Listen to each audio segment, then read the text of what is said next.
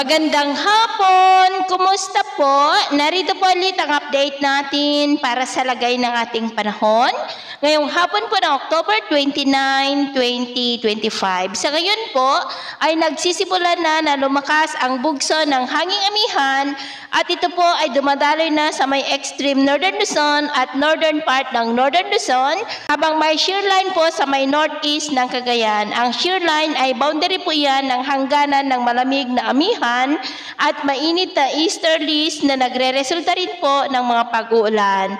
At may intertropical convergence zone na nag-extend sa may Mindanao. Ang ITCZ naman ay salubungan ng dalawang magkaibang hangin na mula po sa northern at southern hemisphere at tinagurian rin po yan na breeding ground ng mga sama ng panahon at gaya pa ninyong napapansin ay nakakabuo na po yan ng mga kumpol ng kaulapan at posibleng within 24 to 48 hours within that ITCZ ay posible na may LPA na mabubuo at posibleng lalakas yan gaya pa ninyong nakikita dito sa wind map at lalapit yan dito sa ating bansa. At consistent pa rin ang pinapakita ng ilang mga forecast models na posible yan na tatawid sa ating kalupaan at ang susunod na bagyo ay tatawagin po sa local name na Bagyong Tino.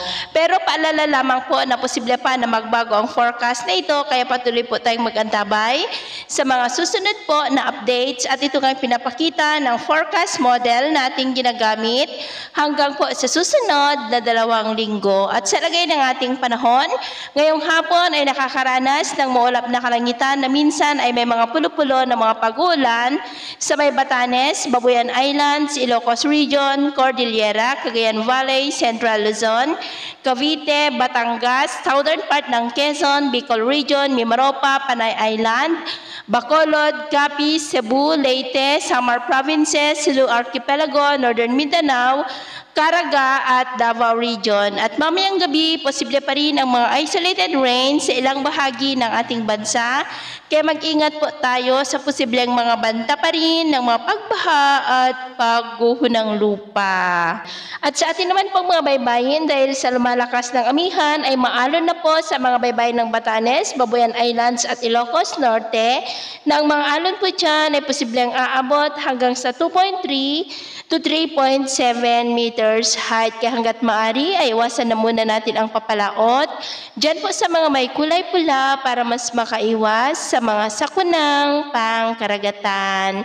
So yun po ng latest update natin sa araw na ito. At ako po muli si James na nagsasabing sa kahit na pagsubok po na darating sa ating buhay, huwag na huwag po tayong mawawalan ng pag-asa. Thank you and God bless!